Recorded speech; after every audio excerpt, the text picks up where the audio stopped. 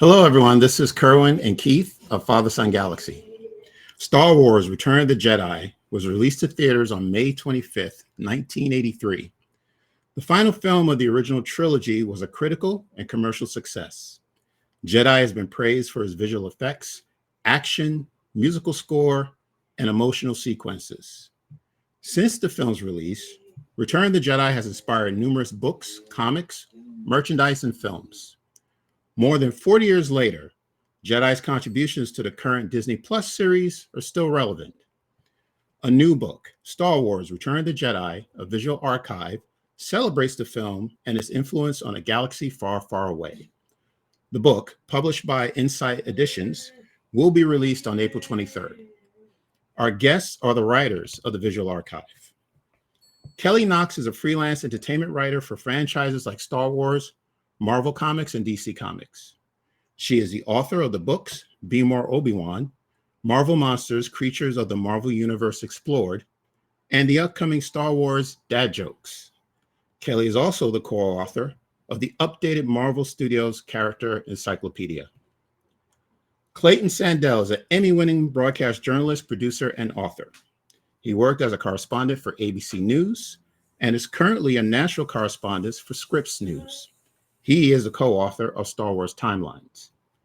St. Bende is a middle grade and young adult author who has written multiple books published by Disney, Lucasfilm, and the Jim Henson Company. Her book list includes 5-minute Star Wars stories, The Tiny Book of the Jedi, and The Tiny Book of the Sith. She is a contributing writer for Star Wars Insider. Kelly, Clayton, and ST, welcome to Father Son Galaxy. Hello. Hi, thank you for having us. I want to start with a photo that's in the book. It is the one of a person dressed as Darth Vader, and he's standing outside in Times Square in front of a movie theater, Los Asta Plaza, where there's a long line of people waiting to get into the theater. Are you in that line? No, that's not me. Oh, But it just so happens that that was the same theater I saw Return of the Jedi for the first time in 1983. Aww. Yeah, I was living in Brooklyn at the time, and me and two of my buddies took a train to Manhattan and went to see the movie at Los Asta Plaza. and the dude was handed out chip with you. Yes, right. I told this story. Yeah, we were on Dolby surround sound. Yes, I know. Thank you, Keith. Yes, we've been there. You were there for 2 hours, so It feels like I've been there for the whole movie. So I wanted to know. Tell me about your first time watching Return of the Jedi. Kelly, let's start with you. That one's actually a funny story because I'm old enough to have seen it in the theaters, but I was 6 years old, and I only remember it because right when the Ewok steals the speeder bike, the film strip snapped. Wow. And older people, we remember when there used to be actual film strips in the projectors. Well, they could break, and that's what happened in the middle of Return of the Jedi, and the whole audience started yelling at the screen. I can't tell you what happened next. I don't know when I ever saw the end of it, but that moment is like one of my earliest memories. So of all the original Star Wars movies, I remember seeing Return of the Jedi in the theater. Wow. Yeah. That's why George Lucas wanted to go digital. Yeah, no, he was probably. Wow, that's gotta hurt. Yeah, that's pretty good. Can you imagine? Yeah. That Ewok stealing that speeder bike was so powerful, it literally broke the movie. That's right. And I remember it every time I see that part of the movie now. Oh. Clayton, how about you? What was your first experience watching Return of the Jedi? I saw it in my hometown, Riverside, California. Went and stood in line like we had for Empire. I am also old enough to have stood in line and saw it in the theater for the first time. But what I associate with this film, I think, most closely is it is the thing that made me anti-spoiler, because I have this funny story about being on the playground in third grade. The movie had come out. My quote unquote best friend, Chris Martinez, comes running up to me on the playground, and he says, "Luke and Leia are brother and sister." Oh, and I went, "Oh, wow." And so it still affects my viewing of that movie today. I still love it. It's still great. But that was I can trace my anti-spoilerness back to that point. I'm very careful when I'm talking to people about stuff, and Yeah. hopefully you've all seen Return of the Jedi. Sorry. That's your that's right. Spider-Man origin story. Yeah, That's right. that's it. This is a spoiler review, just so no one is surprised. Yes, Yes. so we're going to spoil this movie. ST, what was your first experience seeing Return? You know, I call myself a convert. I was not lucky enough to see Star Wars until I was an adult. So I saw all 6 at the time movies in one weekend, which was a whole lot of Star Wars. But it was really great. And so I came into it late, but I came in gung-ho. What order did you watch them? Oh boy. I believe I watched them in the order George intended. So I think it was 4, 5, 6, 1, 2, 3, which is how I would always recommend it to people now. Okay. And I think I got it the right way. I'm not 100% sure because it's been a minute, but I think that was correct. Yeah, I don't know if there is a right way to watch these movies. Yeah. Yeah, just as long as you watch but could them. you imagine you watch 1, 2, and 3, and then just the 20-year drop in camera quality once you get to 4, 5, and 6? Well, that's a good point, right? Yeah. And then it progressively gets better until you hit Evan. episode 10. You're like, whoa, what happened here? Yeah, that's a good Do point. you guys have a preferred viewing order? Like, do people ask you, this is what I'm doing? How do you recommend I watch it? I mean, I watched it in the order it came out. Okay. I think Dad did the same. Right. Yeah. So I recommend it that way. But if you really want to get, the timeline continuity, then I would watch it in the order of the movies. Mm-hmm. Yeah, I watched them in the order they were of the release. Yeah, so it would be the original trilogy first, and then I look at the prequel as a backstory to Anakin Skywalker. So you know who he became and his redemption story. Well, okay, well, who was he? How did he become Darth Vader? So to me, that's the backstory, and then the sequel trilogy right after that. So that's how I watched them. Yes. Yeah. Do you remember the first time you watched Return of the Jedi? Well, I don't remember all that much of it. I do remember when we went to Best Buy because we didn't have a DVD player, so we could watch those movies. We really didn't have a use for a DVD player. But I do remember seeing it in theaters with you. Yeah, last year, right? That was fun. For the 40th anniversary. Yeah. So that was the first time you saw the movie in the Return of the theater. Jedi is now my favorite Star Wars movie. There you go. No way. Yeah. Yeah. No? Yeah. All right.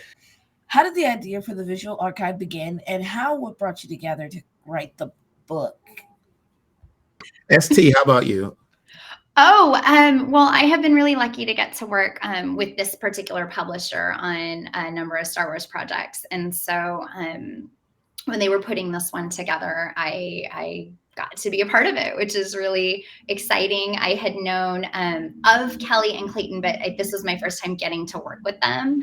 And so that was really exciting for me because, of course, Kelly's crafts are just all over and everywhere. We had just seen her little Lulas. Well, I have recently seen her Lulas from the Bad Batch. They're so cute. And of course, Clayton, I knew through the Star Wars writing community. It's not huge. So it was just a real treat to get to meet them both through this. Clayton? I was had just finished up Timelines, and one of the editors at Insight, who I didn't know, reached out to me one week, and it was really this kind of funny story about manifesting, which I now believe in, because this is a true story. At the beginning of this particular week, Timelines, all the work on that had come to an end, and I had written kind of a to-do list for myself. And I've always loved the books that Insight puts out. And so I had written just a note to myself that I was going to reach out to the publisher just to introduce myself. And of course, the week got busy. I never did it, never crossed it off the list. And then Thursday rolled around, and I get this email out of the blue from the editor at Insight. And so I knew it, asking about this project. And so I knew that it was just meant to be. And it just was icing on top of the cake to be able to get to work with Kelly and with ST and the whole Insight team. So that's how I came to it.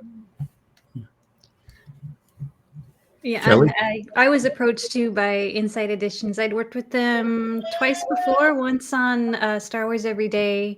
I worked with the editing team on that book. And then shortly after that, I'm trying to remember the timing now, I worked on the Star Wars Conversations cards that also came with Insight. And so the editor I worked with on that, he contacted me a little later about the Return of the Jedi book. And of course I said yes, because this is my favorite kind of book, I think, for Star Wars. You know, the visual encyclopedia is all the nonfiction type books. And so I was really excited to get a chance to work on it.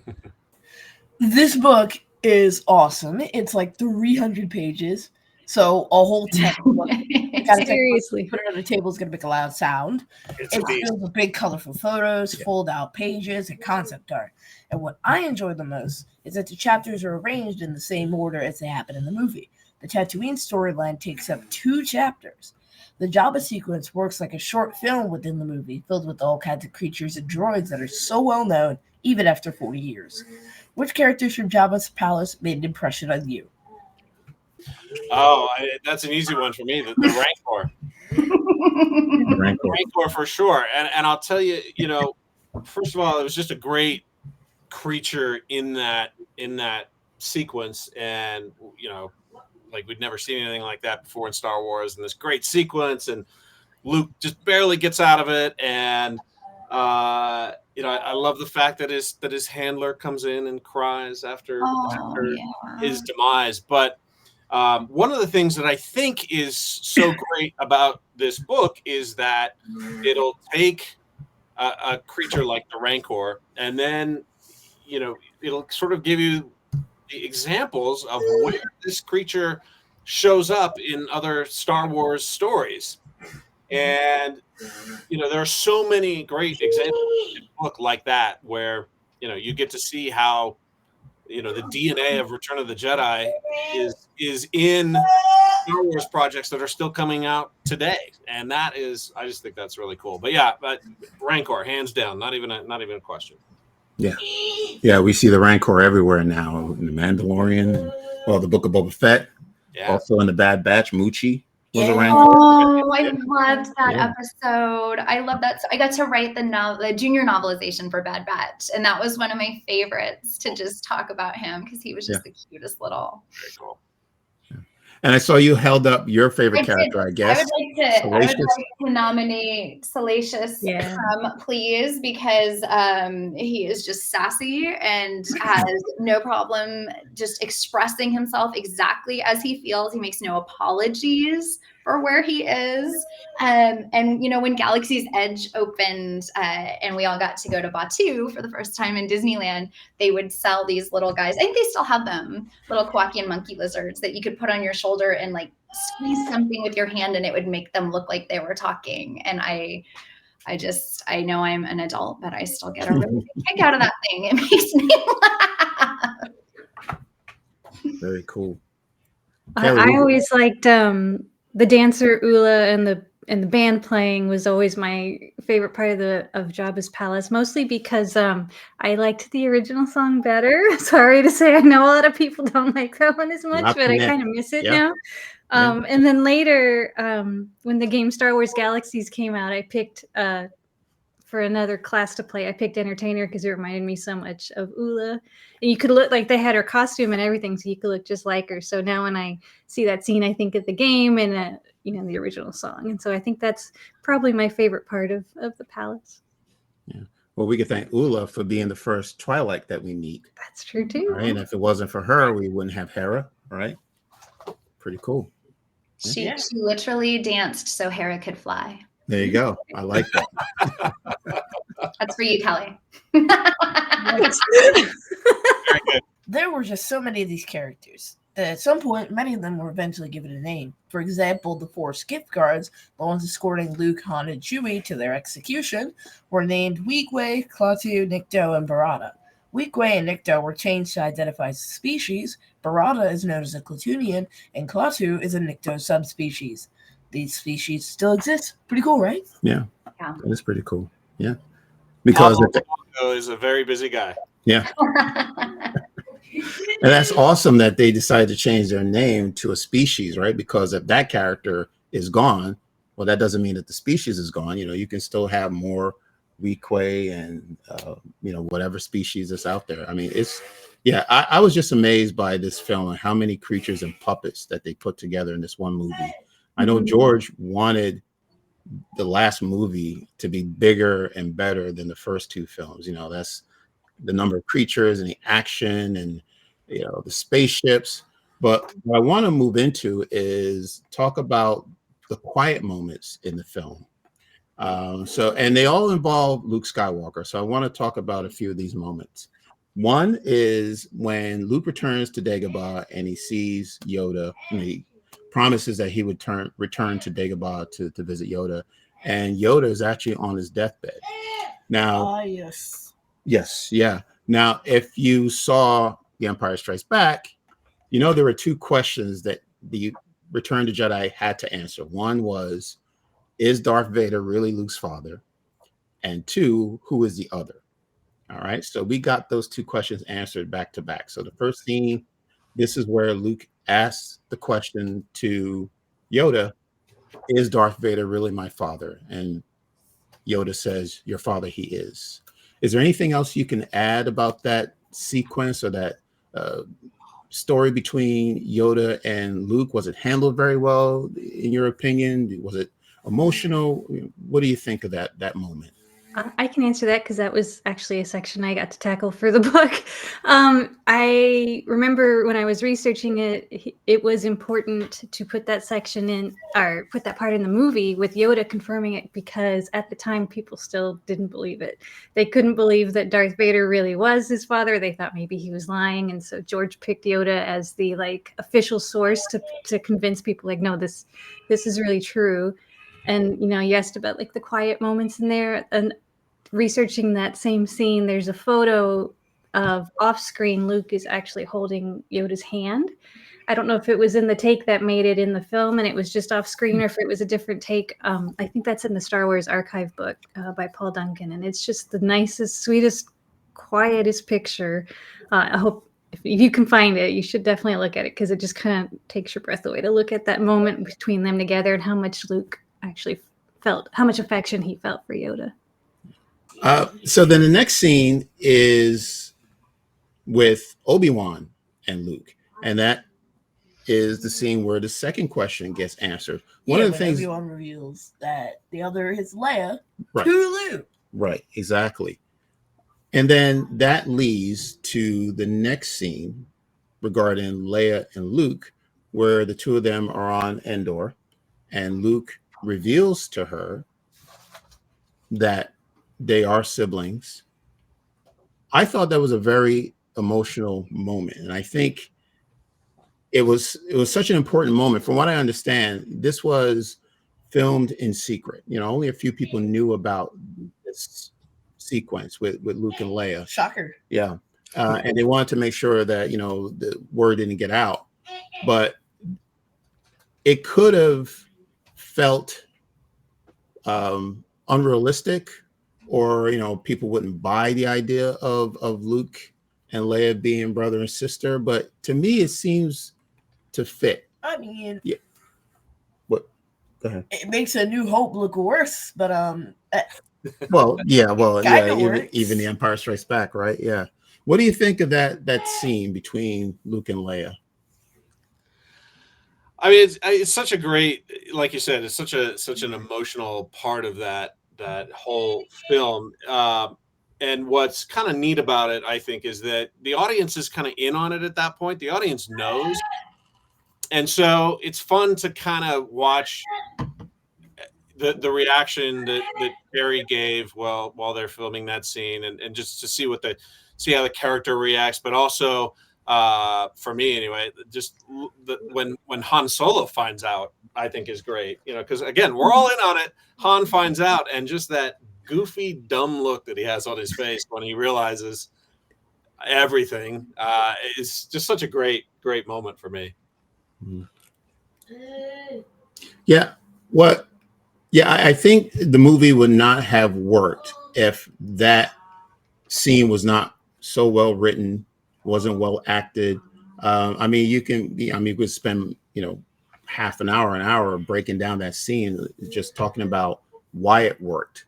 Yeah, I mean, the Skywalker lineage is one of the main points of Return of the Jedi, so that failed, everything else comes crashing down like a ton of bricks. Exactly.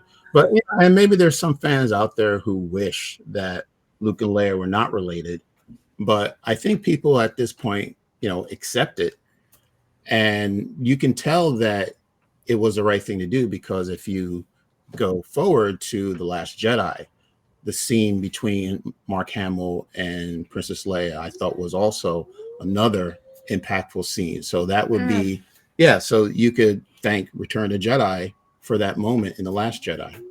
Well, and Princess Leia is such a strong and very fierce, and in a lot of ways, just she's a tough character. And to get to see her have those moments of vulnerability, and there aren't a ton of them, but when she does play them, Carrie Fisher does them so beautifully. It's really nice to see her get to say, "Oh, okay, here I am, and I don't have to be in control and in charge and leading this rebellion right now. I can just be Leia." And what's also interesting is it's Luke Skywalker that's asking the questions for us, as if he is the audience, right? We don't know the answers to these questions, and neither does he. And I think it was also pretty nice to have the answers revealed at the same time, that he is, getting this news. I thought that was pretty interesting, the way it was written. They didn't have to do it that way. I mean, they could have, Luke could have already known who his sister was, or that he accepted that Vader was his father, but I think it was well done to just have everything revealed at the same time, and people can experience it. And Luke is also the one that's also seeing it for themselves and hearing it for himself. And I thought that really worked well for the film. Yeah. Okay. And then the final scene, also involving Luke, would be the redemption scene. All right. Now, it seems that because of this redemption scene, if you, depending if you think it worked or not, whenever there's a new bad guy in Star Wars, people are always, are immediately thinking, okay, well, this person is going to turn good, and that has to do. Gotta happen, like with Kylo. Right. That's true. And and that has to do with this redemption story. Honestly, Kylo Ren is just kind of a carbon copy of Vader. Yeah. But poorly executed. Okay. All right. Okay. Here we go. All right. So, but what I liked about the scene is this is when Luke has defeated the Emperor. He's gravely wounded.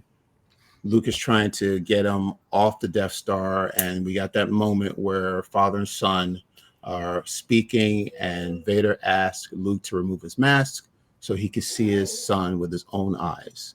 And he finally gets to see what his father looks like under that helmet, which is reminiscent of what happened with Grogu and Din Djarin, which also involved Luke, as a matter of fact, in the season 2 finale. So what are your thoughts about that moment where, father and son are actually now reconciling?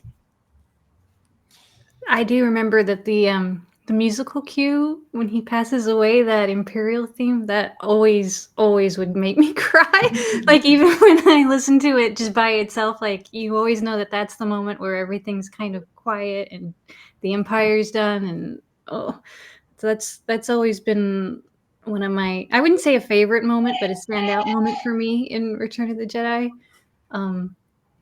That scene, I think it remains pretty powerful. I think it still feels like Anakin, even if now he doesn't look how we know him as after seeing the prequels and everything, but it's still that it's nice that our last glimpse of him is out of the mask and he's just Anakin at that point. Yes. Well, and that Luke gets that full circle moment with his dad. Like, the thing that I love so much about Star Wars is the found family nature, right? You might not always get the family you were hoping for out of the gate, but you can build it as you go along, and they tell those stories so beautifully. But for Luke to get a full circle moment of, okay, this is someone that I was born to, but also I have found along the way. Like that's just a really poignant moment for me. Speaking of Anakin, anybody else think the Clone Wars Anakin is better than Attack of the Clones Anakin? All Anakins are great. What are you talking about? I love that scene also because it is one that when you come back to it after having seen the prequels, you get this whole other perspective on it, and I think it makes it clear that when George was making these movies, the original trilogy, that he really knew what this story was going to be. He knew what this arc was going to be. He kind of knew what the prequel story was going to be, back in like 1981. So it's set up so solidly for what he then shows us in the prequel films. And I always appreciated that, just how well they bookend each other. When you see it on its own, it's great. But then when you see it in the context of the prequels, it's even better. And that scene is, I think, just a great example of that. Okay. After the success of Return of the Jedi, George Lucas and ABC created 2 TV movies based on the Ewoks. The first one is called Caravan of Courage. Could you tell us a little bit more about the second movie's connection to the Night Sisters? Ooh. This was He hasn't seen it. I read this. I think I did. There was a Night Sister who showed up in the second film, right? And Yes. Filoni almost put that Night Sister, I think, in an episode of the Clone Wars. Is that right? Who knew you could trace a line from the Ewok movie to the Mandalorian and Ahsoka, right? I mean, how great is that? Guess that makes her the first and only live-action Night Sister.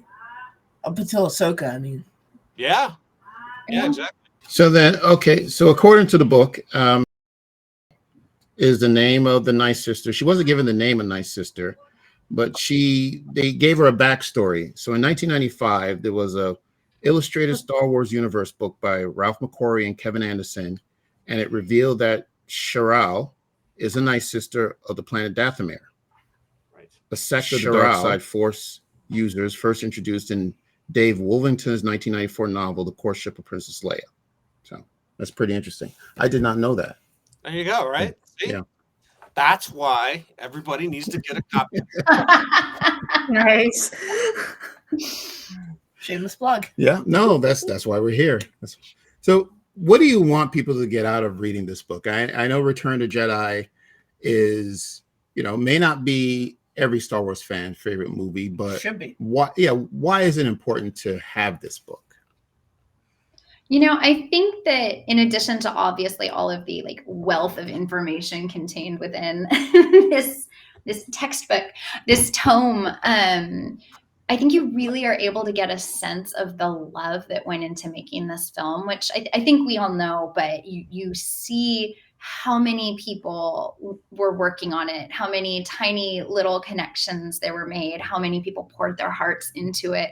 I remember when I was researching one of my sections, learning about someone having to sneak out and get some tiny little shrubberies or pieces of, there was some plant that grew somewhere nearby, and the policeman coming to stop them and saying, "Hey, do you have permission to cut this?" And they were like, no, it's okay. It's for Star Wars. And just how, okay, well then, okay, go on. The Force was with us, right? Just all of the connections that even communities locally in making this just had to the film are so neat and so special. And you really do see how the Force binds everybody together through making the movies and then through watching them and writing them and talking about them. It's just really neat.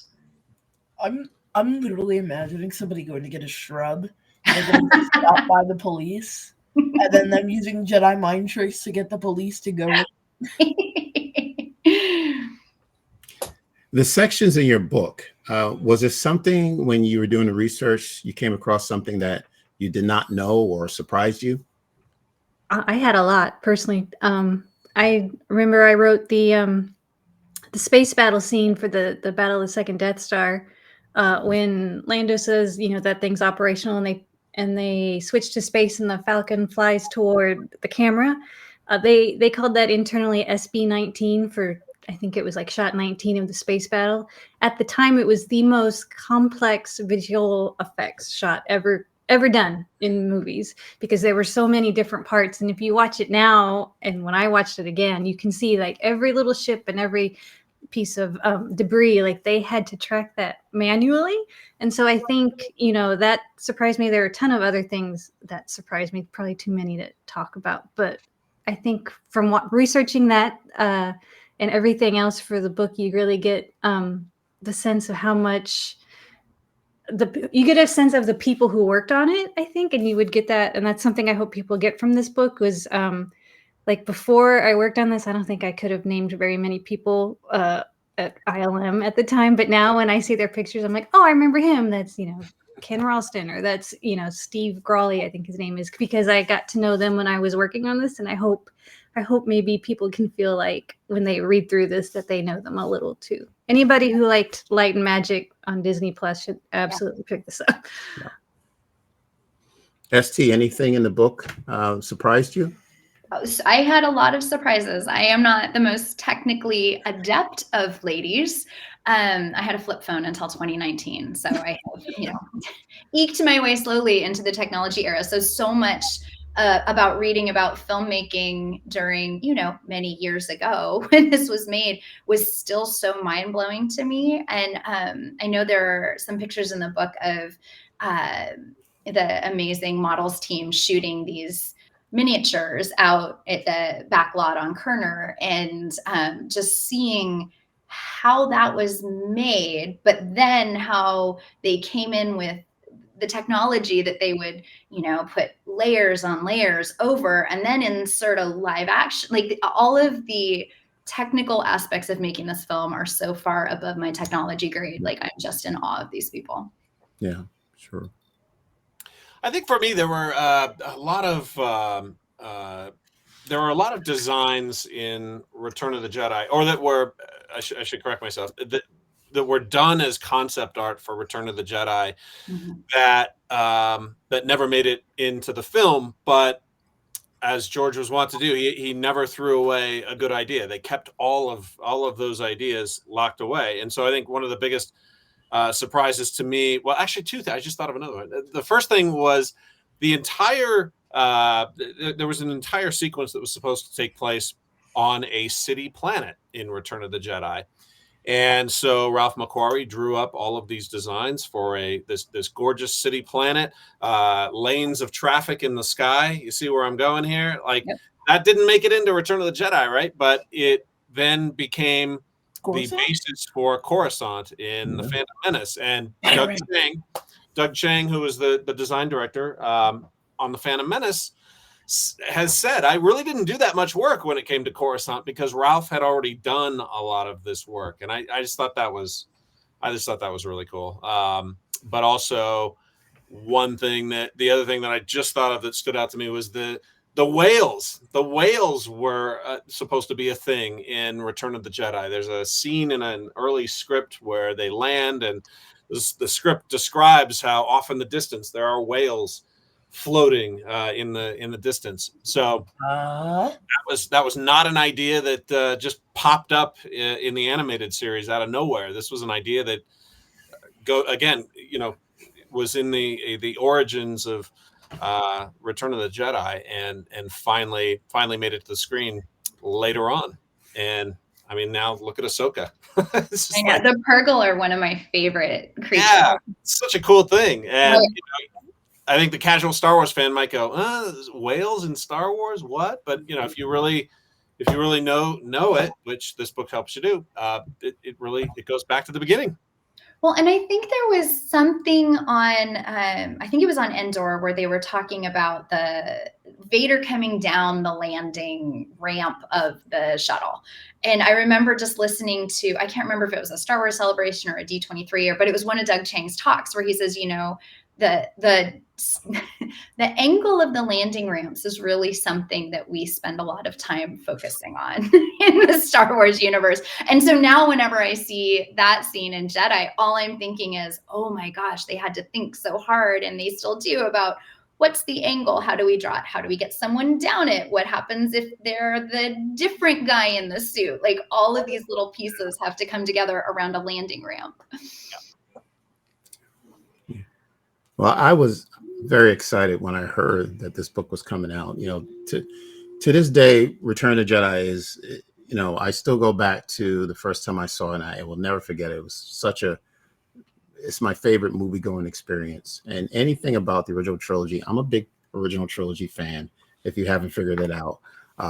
True and true. I don't think there's going to be anything better than the original trilogy. Unless they absolutely knock this Mando Grogu movie out of the park, I'm rooting for you, Star Wars. Sure, right. Anything's possible. Anything's possible. But I just want to thank you for this book. You know, it just brings back incredible memories. The photos, the colorful photos are wonderful. And, you know, if you just go through each chapter, every single chapter tells you, okay, well, right, this was in a movie, and now we see it here. You know, it does tie to pretty much everything that you're seeing in the past, in the present, in the future. So it's an incredible movie. To me, it's the most important Star Wars film. So I just want to thank you for that. Well, thank you for having us, and I think people really are going to love it. And I do want to give a shout out to all of the people on this page, because yes, we do a little bit of the work, but these people, it's unbelievable the amount of thought and design and effort and cleverness that goes into this. And one thing I want to show you, like, there's all of these little pull out things in here, but this I had never seen. This is the letter.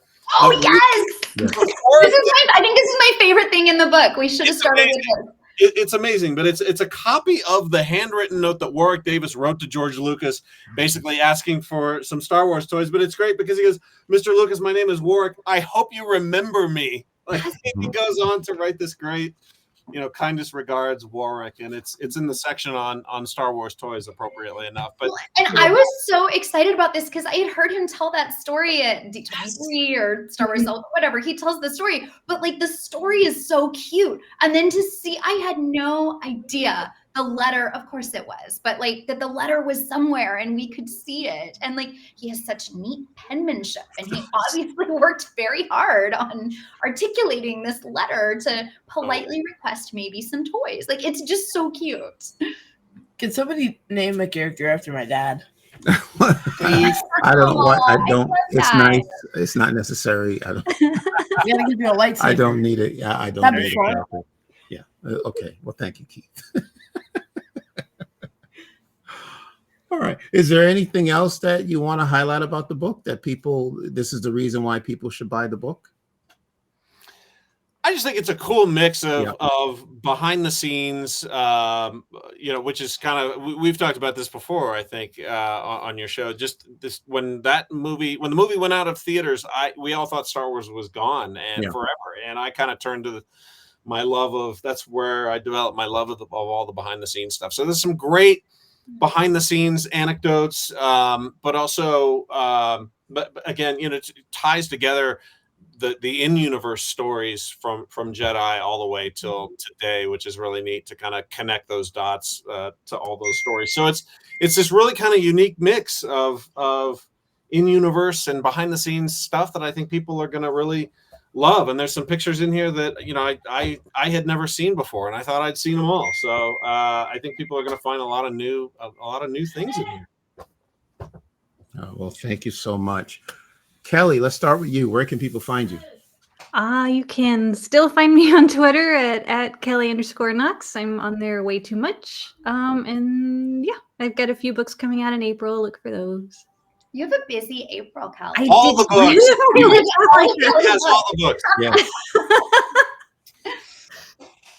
You want to tell us a little bit more about the books? I don't know if you're able to talk about that's nice. Oh, yeah, sure. April 2nd is Star Wars Dad Jokes. That is coming out from Chronicle Books. It's like the title says, it's a collection of horrible jokes. I hope people like them.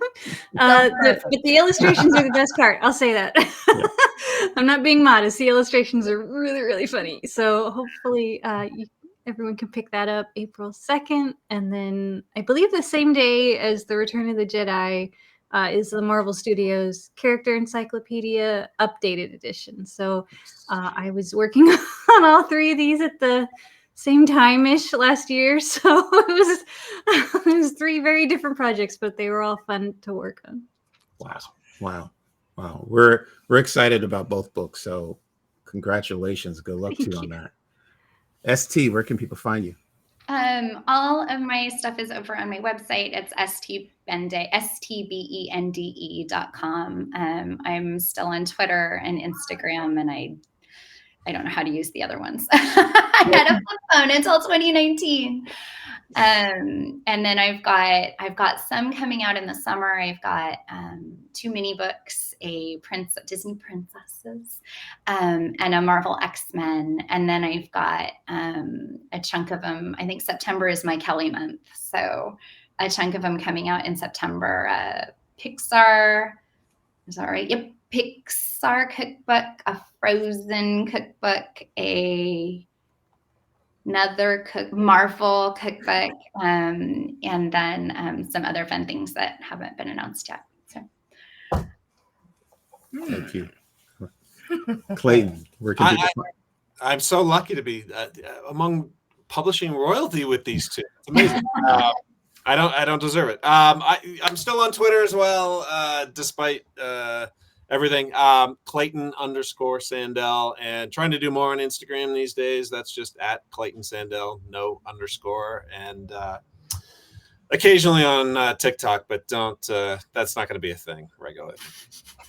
Clayton also has an amazing piece he just wrote that everybody should check out if he feels like sharing that one too. Wait, do you do TikTok dances? Yeah, we checked in with the Jake Lloyd's mom. Jake Lloyd, of course, played Anakin Skywalker in The Phantom Menace, and we just kind of did a check-in to see a little bit about how he's been doing and what his future looks like. And nice to report he's doing better these days. So you can check that out on news. That's great to hear. Yeah, that is. Yeah. So you called his mom? Yeah. But that's good that he is doing well, and if he ever returns to a Star Wars celebration or any expo, the fans will welcome him back. I sure would. Yeah, he was very young. Fame and fortune, it just happened all at once, and then you change as you get older, and other things take place, and he decided to let go of show business. But I do hope that he decides to return, because I think it would be a fantastic, we love him. It would be a fantastic moment to have him come back. Yeah, there's a lot of love out there for him. Yeah. Well, thank you for writing that article. Yeah, thanks for having us on. Thank you so much. We love what you guys do. So thank you for letting us join you. Oh, thank you. I really appreciate that. You are welcome. Yeah, thank you. Do you want to tell everyone where they can find us? You can find us wherever you get your podcast, socials, Facebook, Twitter, and Instagram. Yes, we're still on Twitter at FatherSonGalaxy. We have a website, FatherSonGalaxy.com. Donate to our Patreon page. I need DLCs at patreon.com/FatherSonGalaxy. And check out our merch store, FatherSonGalaxy.myspreadshop.com. Okay. All right. Thank you once again to Kelly Knox, Clayton Sandell, St. Bende, the authors of this beautiful and heavy book, Star Wars, Return to Jedi, a visual archive, available April 23rd. Did I get that date right? April 23rd? April 23rd. So Speaking please of April 23rd, thank you. Another good book is coming out April 23rd. Yes. The Marvel Studios Character Encyclopedia Updated. Yeah, how about that? I'm going to get my hands on that the day it comes out. Yeah, we're big Marvel fans. I really need that. Yeah. Me too. Yeah, we're big Marvel fans too. I bought the original one, yes. But it's like 5 years outdated. It doesn't even have Spider-Man in it. Okay, well this one, or at least Homecoming. Okay, yeah. Who's your favorite character, Keith? Spider-Man. Yeah. And my favorite movie is Far From Home. Yeah. Probably the best executed Spider-Man movie. Okay, let's leave it there. You're my least favorite. No, we don't want to know what your least favorite movie is. No. We don't have time for that. No, we're out of time. So thank you, everyone. Thank you so much for joining us. This was a very special episode. Thank you all. Until next time, take care, and we will see you again.